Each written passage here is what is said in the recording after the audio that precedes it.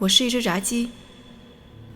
让我在芸芸重击中鹤立鸡群的是我的灵魂伴侣酥脆，它很酥脆。而塑造我的是盐，不是让我变咸，而是锁住我肌肤的水分和提鲜。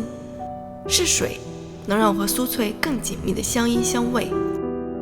是油，它不仅仅是一种烹饪的介质，还能为我提供风味。是热量，它是我的体温，使我的心脏跳动，使我焕然新生。这就是不加调味料的素颜的我，这是一只炸鸡的本质。好吃啊！这我哥们儿胡椒北，也就是他，差点将我赤身裸体的扔进油锅。喜欢我的人很多，懂我的人却没几个。你看我的海报遍布世界各地，再看我的价格，居然还说我是垃圾。幸好胡椒愿意花时间了解我的本质，而且正当我决定放弃挣扎并且接受自己的廉价时，他说要跟我一起寻找我的价值。于是一段惊心动魄的寻找价值之旅即将开启，说不定到时候发现我是一只100万炸鸡。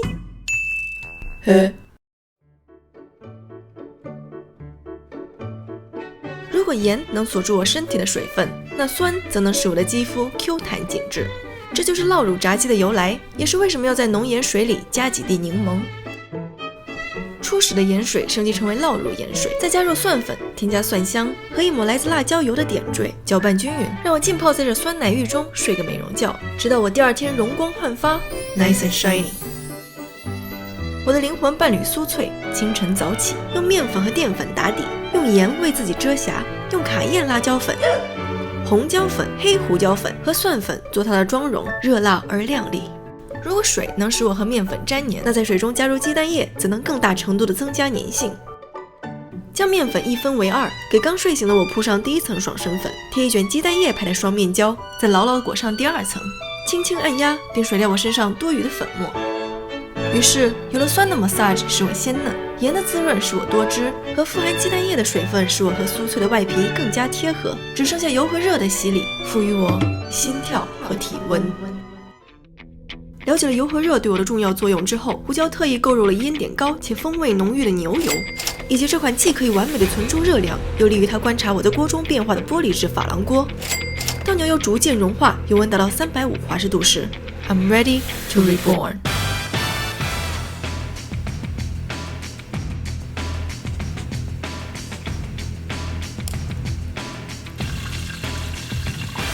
一切看似安好，直到我发现胡椒紧皱的眉头，以及越来越热甚至开始冒烟的油锅，不祥的预感油然而生。我的表面不仅被烧焦，还有白色淀粉的痕迹，脆皮和肌肉界限分明。最重要的是 ，not cooked。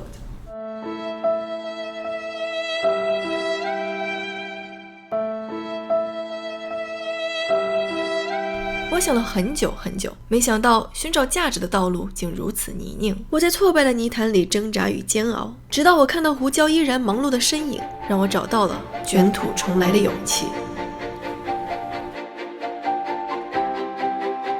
还是用酪乳盐水隔夜腌制，只要牢牢把握盐水油热，就能创造无限可能。将淀粉的比例减少，避免我像上次一样表面泛白，重新给面粉调味，并在上次的配方基础之上，根据自己的喜好加入香粉、椒盐粉，将一半的面粉直接加入鸡蛋液中，搅拌时形成面糊，增强我对面粉的吸附力，避免我和脆皮层次分明。在剩下的面粉中加入几勺用来腌制的酪乳，用手抓匀形成鳞片，实现我表面极致的酥脆。这一次胡椒选用了和牛油同样烟点高有风味的花生油，改中火，并将目标温度降低到325。就在我与油碰撞的电石火花之间，我身上裹的面糊与高温反应，产生糊化，形成脆皮，防止我身体里的水分流失，也避免油渗入的肌肤变得油腻。用不大不小的中火，避免油像上次那样快速升温将我的表面烫伤，又能利用珐琅锅的优势，在我进入油锅的瞬间，完美的存住热量。这一次，胡椒稳稳地把握住了油的温度。刚才有到330，现在320。哇！随着时间的流逝，我的表面开始逐渐上色，我的体内开始逐渐成熟。现在325、324、323，开始 drop temperature 了，还在继续降温，还在降温，321，又回到325度。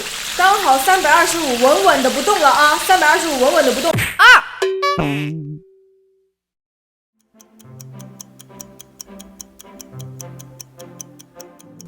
这是崭新的我，带着光泽和这完美的褐胶色。你看，我雪白的身体光滑鲜嫩，如玉的肌肤晶莹水润。你听 crunchy， 再听 crispy。如果这些就是专属于一只炸鸡的优良品质，那么通过巧妙地利用盐水油热，我已经将它们发挥到极致。这就是一只炸鸡实现自我价值的高光时刻。你说我是不是一只100万炸鸡？后来我们还尝试了水浴疗法，先用低温将我的内部变熟，再裹粉下油锅，让高温使脆皮在短时间内迅速形成，从而实现对我内外温度的完美把控。从基础到进阶，再到创新带来的质的飞跃，都是源于对本质的钻研和探索，和日复一日的实践和改进。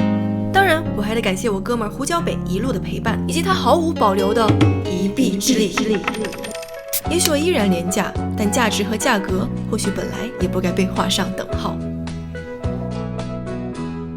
我是一只炸鸡，我有我自己的追求和态度。